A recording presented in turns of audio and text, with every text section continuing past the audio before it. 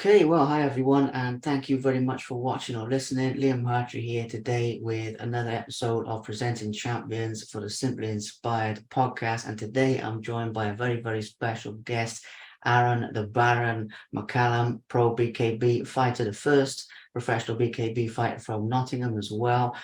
British title challenger, been in there with some of the best names in bare knuckle boxing.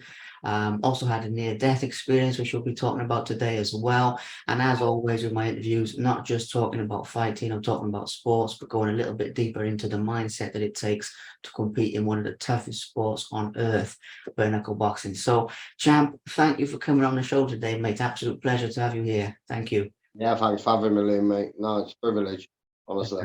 No worries. Nice one, mate. Appreciate it. And yeah, I mean, we'll get into everything with bare knuckle boxing and your fighting career and everything now in just a minute. But before we do, I have to ask about this thing. I've seen articles out there about the fact that you've had this near-death experience, that you were electrocuted, I think, or something, and Yeah, you actually had this. Can you tell us a story behind that, please, mate? yeah, of course I can. Yeah, it was when I was 6 years old, mate. I played football with my brothers, well, with my older brother, should I say, and his mates, and they had abandoned buildings on a park. I think it's now a school now, on Amesbury Circus. Was all playing football and whatnot, and I've just gone chasing after this ball. Someone's kicked the ball into the building, so I've gone chasing after it as a young kid would at 6 year old. Slipped over this. It was a whiteboard. I'll never forget it because that was a story. Do you know what I mean? I slipped over this whiteboard. The closest things was to me was these wires, and I've just grabbed them, just stop me fall. And yeah, just shocked me to death. As I said, I've grabbed these wires, mate, and it killed me, mate. It, it like it put everything through me. It was weird. It's hard to explain. Like my dad had to try and save me. I still say to this day, like I've said in other podcasts and everyone else I spoke to, my older brother, was still the person that saved my life. He screamed and whatnot. But yeah, to save my fall was these wires. I've grabbed these wires to stop my fall, and unlucky enough, it was I think it was over 400,000 volts that went straight through my body. But for me, what saved my life was my trainers. My mum bought me some trainers, and they still say to this day that the rubber sole on it actually saved my life, because the electric, when it goes straight through your body, if it weren't for these trainers I had on it, that shot me straight to the floor and stuck me to the floor, you see. So yeah, that bounced back, brought me back, and I was alive after that. Wow, that is an incredible story. I I'll mean, show you the. Hey, I've got a scar. I don't know if anyone can see it. yeah, I can see it. Yeah, that's a scar of it. I've also got a scar on my hand there. Yeah. It was mad, man. Mad. And what about like what you remember from the time you were, well, basically dead, you know? I mean, this is a crazy thing about it, because I read an article a little while back where you said about experiences you actually had during that time. Let's get into that a little bit as well. I In fact, remember everything, Liam, mate. It's weird because, like, you have dreams and you remember them the day after or maybe 2 days later. But this happened when I was 6 year old, and the same story is always the same. I say story, it was real life. Do you know what I mean? Like, I can remember floating up. It was like an out of body experience. I can remember looking at myself. Everything was dead bright. It was all like a blue sky. Like, you imagine a sky with the sun on it, and it was bright blue. Do you know what I mean? And I just watched myself just rise above myself. And I went into this castle. I went into this, but I didn't go through the doors. I went straight over to the top of the castle. I went into this classroom, and there's a guy reading a book. And to this day, my mum's always said to me that'd be your granddad that was reading this book to the kids and whatnot. As stupid as it sounds, you know what I mean? But I was there. And he was reading this book. And I was in the middle of these kids, and he walked over to me and he just said to me, he says, "You're too young to die." And after that, I shot straight back into my body. And next thing, I was in my dad's arms on the field where I was playing football, and I sort of come back alive. Do you know what I mean? it is weird, and most probably everyone that's watching it, they will do, yeah, whatever, mate. But that's how it was. I can't explain it any more real than how I've just said it. I literally just float straight back down into my dad's arms, and I was alive again. That's how it was. You know what I mean? Yeah, strange, man. Yeah, but I mean, you probably heard about this. There's a lot of people who've had like similar type of thing, from I've heard about this before, car crashes and all types of things, and they've died, they've been brought back, and they say about the bright light, and they say about some of that type of stuff. Yeah. So I believe you 100%, man. I believe Yeah, it. massive believer in it, mate. It's like I watch TV programs. I watched some on Netflix. As I can't remember what it was called, but there was a load of stories on that, and the people that were saying these stories, I could relate to it. Do you know what I mean? Because I'd been there, and I can remember saying to my wife, they're telling the truth. And I think there was only one person in there that I actually looked at, and I thought, yeah, he's a bit of a blagger, because I've been there. Do you know what I mean? I think there was 8 out of this episode, and I think 7 of them was all telling the truth because I've been there, witnessed it, and that's how it was. Do you know what I mean? Yeah, Yeah, it's mad. absolutely, man. Yeah, 100%. But it's amazing for you to get it out there and sort of, share with people some of what goes on. There's so much more than we understand going on in this world. But yeah, I'm with you 100%, mate. I'm a spiritual person myself. I get where you're coming from. Nothing religious, nothing kooky like that, but just these types of things, life after death and everything. Yeah. 100% with you. So moving on from that, when it came to your life before bare knuckle boxing and before, everything that you're known for now, were you much of a fighter in anything else? Were you doing any of martial? I've always been a fighter, Liam. I'm not gonna lie. Just growing up, I used to make out to my mum and my dad that I used to be on the park, and I used to make out fighting loads of lads on the park and stuff like that. So I've always had that little aggression in me, from pretending to being serious, if you know what I mean. Um, yeah, just always growing up, I've always had that little dog in me, as they say. I enjoy. I it's hard to. I say I enjoy the fighting. I enjoy the adrenaline from it. Do you know what I mean? Like, I've been into a lot of things. I've done karate when I was a kid. I've done judo as a kid.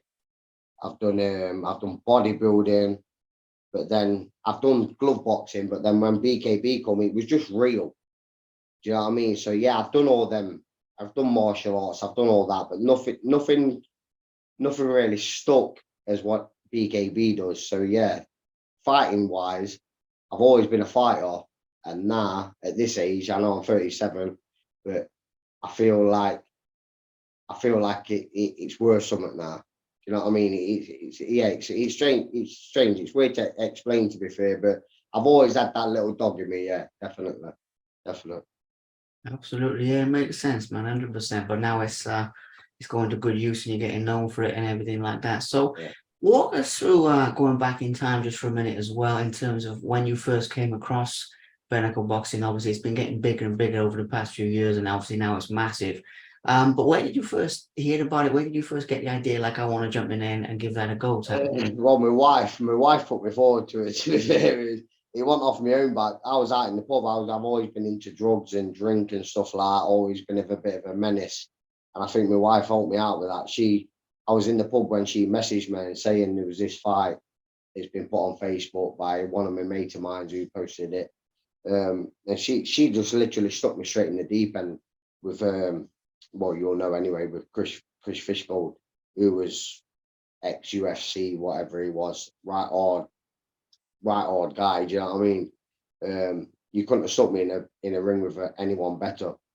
And I think my wife knew that, and she knew I needed a beating, and I needed waking up. One of them. So yeah, thanks to her, I've got where I am today. It's as simple as that. I can't make any excuses. It to her is why I am what I am today, and that's that.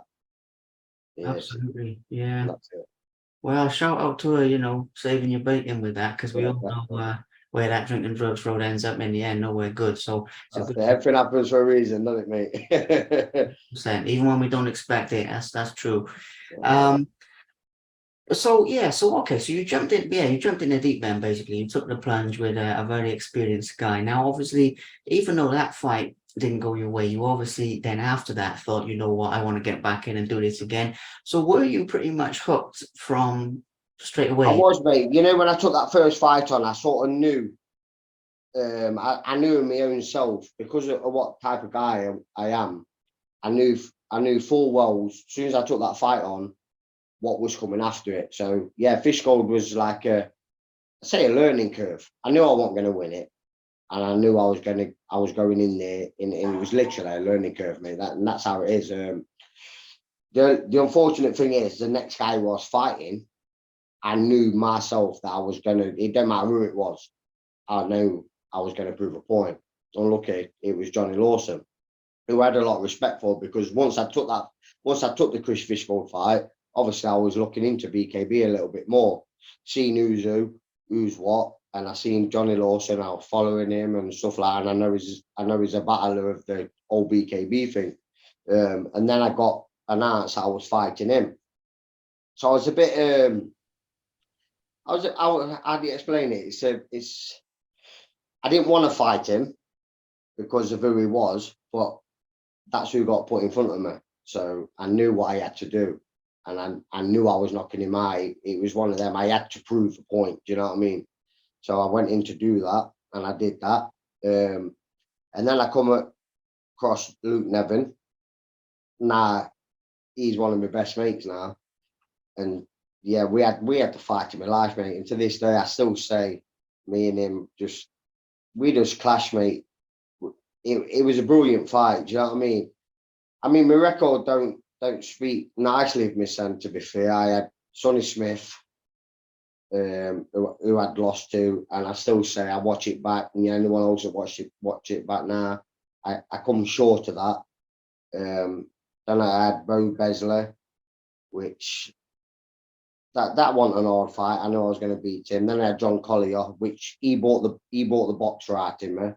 I knew that. You know what I mean? So he made me a better fighter. And then obviously Scott McHugh, which I fell short on that. So my record don't really say highly of me. It's like it's two different stories. I've got my record, but then I've got myself that everyone looks at.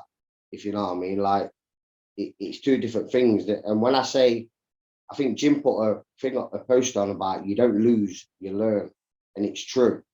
Do you know what I mean? Like I didn't lose any of them fights. I learned from them. Do you know what I mean? And that's how it is. If I was to fight them all again, yeah, who knows? It could all go different ways. But it's one of the things in it. BKB's. It's not a boxing match. It's not a UFC fight. It's pure fist, and anything can happen. Do you know what I mean? And that's how it is. It's hard to explain, mate. Let's run them all back. No, 100%, man. First of all, I get where you're coming from, 110%. And first of all, I mean, it's testament to you because you've been in there with the best guys. I mean, you've been in there with, like I say, right from the very beginning, taking tough tests like we were just talking about. So massive respect on that because that takes like balls of steel to be getting in there. And obviously, yeah, shout out to Jim and Joe at this point as well because, they've changed the face of Oh, they're brilliant, mate. What they've made me into.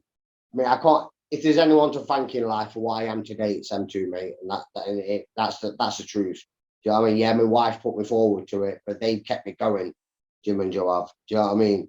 Like they won't push someone forward to me just to get me a win, or they won't push someone forward to me just to get me a little scrap. They give me the best of the best, and like you say, mate, I've not had one easy fight. If you look at all my fights, I've gone the distance, or I've had to do something to knock them out. Do you know what I mean? It's all been hell in that ring. And thanks to Jim and Joe, yeah, I can't thank them enough, mate.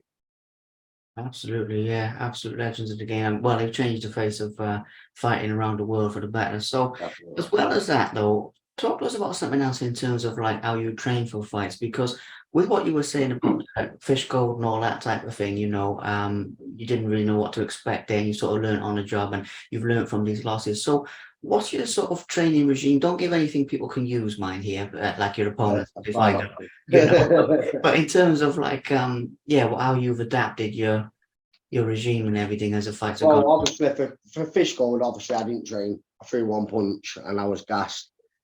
For Johnny Lawson, he was after Fish Gold, so it was like all I trained for was a bit of fitness, trying to get my fitness up. I knew I had my little boxing in me as such, but not boxing skill. So all I did was just train fitness.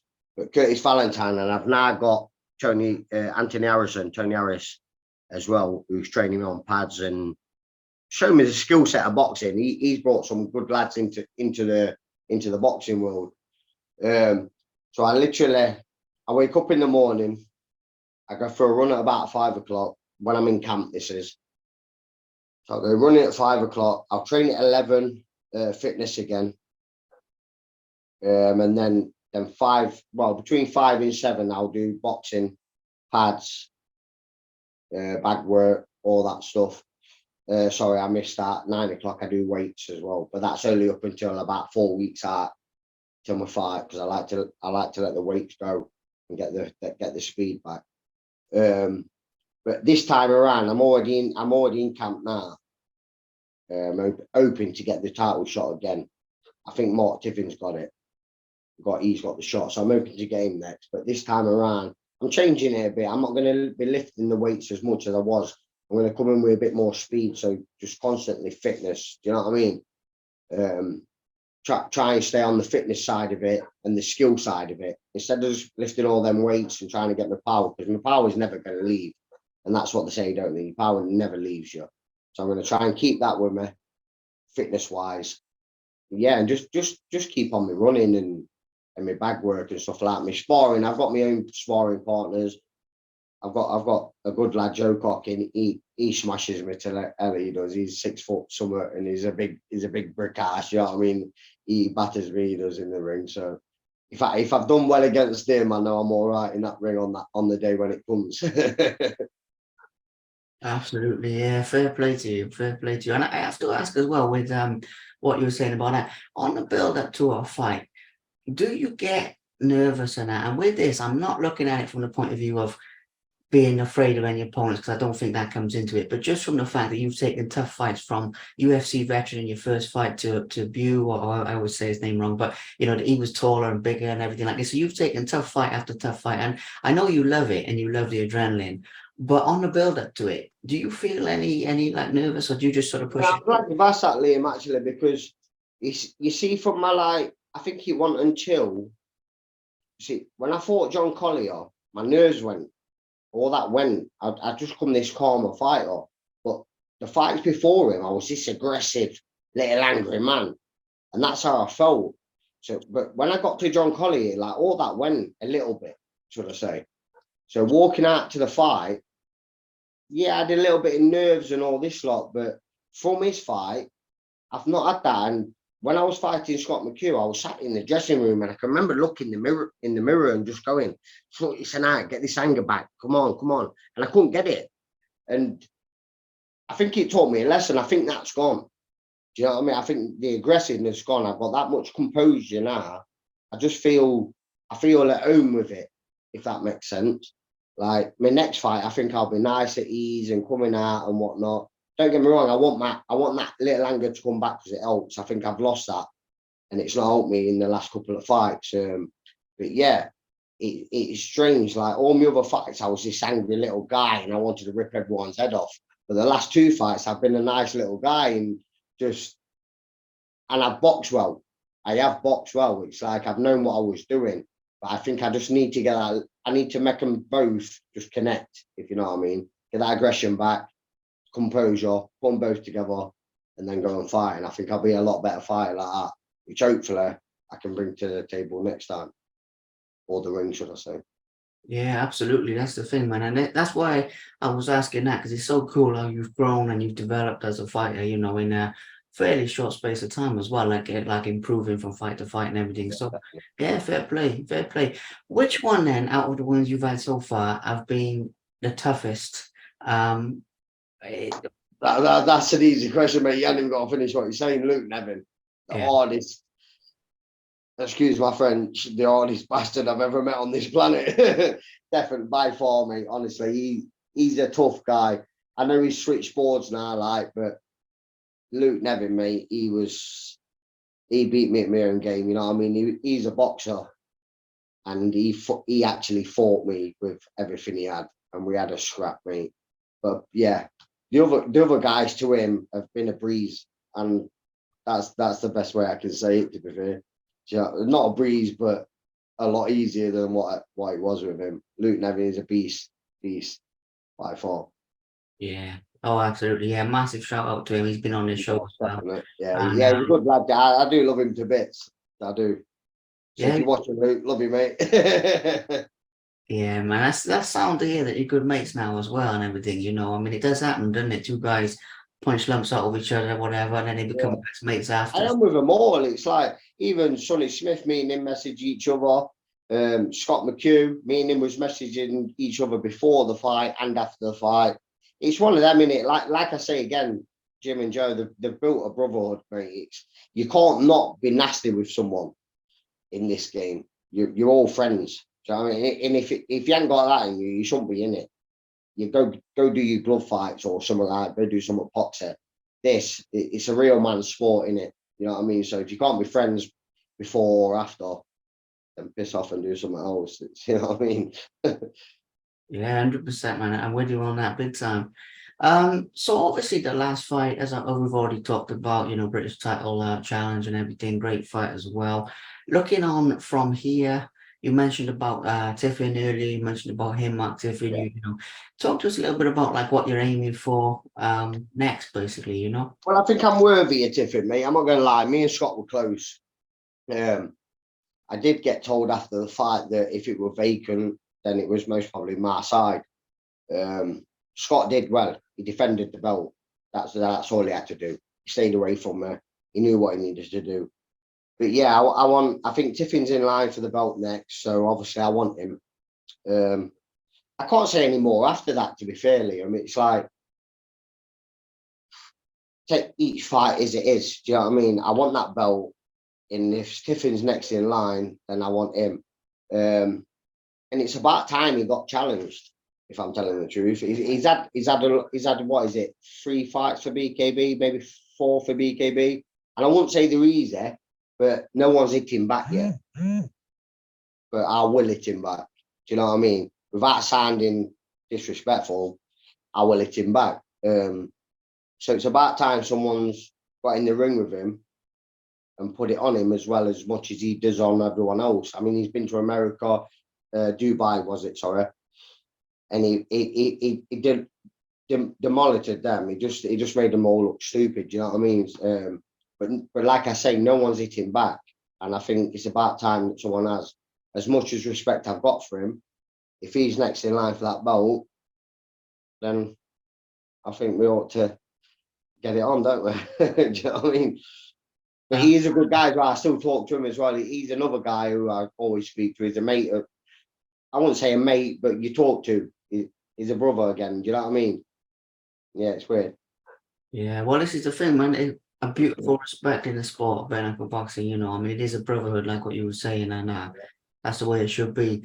So that's the future plans. Well, the future's very bright for you. There's some cracking fights out there, even looking beyond him, but I know you'll be focused on that one for now. Yeah, So a couple of other things here as well. Now, earlier on, you mentioned about like before you started bare knuckle and all that, being in a bit of trouble and the drinking the drugs and being a nuisance and everything. Now, the reason I'm asking about this is because you've turned your life around and everything like that with the help of your missus, and you're doing so well now. What would you say to anybody out there who is struggling with what you used to struggle with, if you get what I mean? What advice would you give to those people to pick check? the right people. Pick the right people. I mean, my coach, and honestly, mate, my coach, he's like Jesus in a cloud.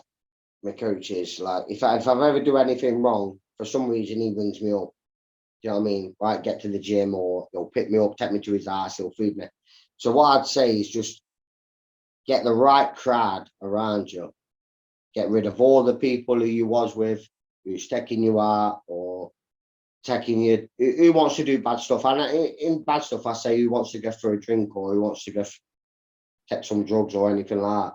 Get rid of them. not I wouldn't say get rid of them like, yeah, you're not my mate anymore, but just push them to one side, get the right people around you, and stay in that environment. Do you know what I mean? Like, my coach is the perfect example. He'll do anything for anybody as long as he knows you're going to be okay. I mean, I can be on my arse and struggling like there's no tomorrow, but he will always be there, pick me up, come on, let's go, get to the gym, or mate, he'll make me go mow his garden just to make me be with him. Do you know, one of them? Like, he's a perfect example that you need that guy with you that's well, like, I don't know how do you explain it. You just need that guy that's a bit more above you that can tell you what to do and keep you in line. Do you know what I mean? Like, yeah, you can have loads of little followings who are down from you, but you need that one guy that can sort you out with a click of a finger and say, "Come on now, get your head sorted, let's go." And yeah, just get the right people around you, mate. Definitely. 100%. Yeah, man, it's good. It's rock solid advice. I mean, it's something, who we hang out with, who we spend the most time with. In the end, that's who we end up becoming like them, you know? You Um, do, mate. yeah, You start becoming who you are with. Simple as that. You know what I mean? Choose your surroundings, make it perfect, and that there, and you'll never go wrong. I mean, my choice, my coach took me to church. I've been baptized and all that lot, and that helps me massively. I know when I've not been to church on a Sunday, I do. You know what I mean? By the time Wednesday comes, I know I need to get to church on Sunday if I've not been the following the Sunday before. Do you know what I mean? So yeah, just create a good atmosphere behind you, and you'll never go wrong. Definitely. 100%. Yeah, absolutely amazing advice. And I love that, man, because, when I do these interviews, I try and put that little seed in there of something that will help people, as well Yeah, as talking about the fights and everything. So nice one for that, mate, as well. yeah. And Yeah, I'm not telling everyone to go follow Jesus or go follow your God or anything like that, but just create a nice atmosphere, and everything will come nice once you've got that nice bit about you. Do you know what I mean? 100%, man. Yeah, I'm with you on that big time. Yeah. Good advice, yeah. So last couple of things then. Obviously, you mentioned your coach, you mentioned your missus, you mentioned people who've helped you along the way. Is there anyone else that you'd like to say a thank you to, who's helped you along the way, or have we covered them all? Yeah, all my sponsors, every single one of my sponsors. My best mate Paul Page, he's like my brother. We never used to get on, so he's seen me from in the gutter to out the gutter. Do you know what I mean? Yeah, he's a good follower of mine, proper good mate. My mate Joe Cockin, sparring partner. My best mate Kai Duncan. He's he's like my little boy. He is, but still beats me up in the ring. And yeah, everyone around me, mate, that's don't feel involved, but they've either bought a ticket or they've paid something on me raffles or anything like that. All of them people, a massive thank you to all of them. Can't appreciate it enough. Definitely. Yeah. I've got a good following now. Definitely. I love them all to Absolutely. bits. Yeah, man. That's Well, I'm glad And we thank you to Jim and Joe again.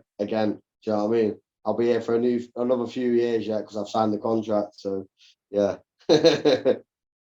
happy days, mate. Like I said, some cracking fights ahead of you, but I'm glad we got to thank the fans and everything as well, because without them, obviously the sport would be nothing. So, Possible, you know, possible. Yeah. Like uh, I say, mate, I mean my last fight, I took my fight previous to Scott, I think I did 40, 50 tickets, and then to Scott I did nearly 100 tickets or just over. So it's getting bigger and bigger, and I know it's a long way to go, London. You know what I mean? So I appreciate everything everyone does for me. Yeah, yeah, overwhelmed with it. Properly, love it. absolutely amazing. Well, champ, thank you for your time, mate. It's been awesome talking with you. And down the road, we'll do another one of these, a few more fights down the line, and when you got the belt and stuff, we'll do this again. But for now, thank you so much, mate. Best wishes to you and your family, Yeah, and just thank you for making the time for it and everything, basically. that's one, man. Respect, mate. Yeah, respect to you too. Love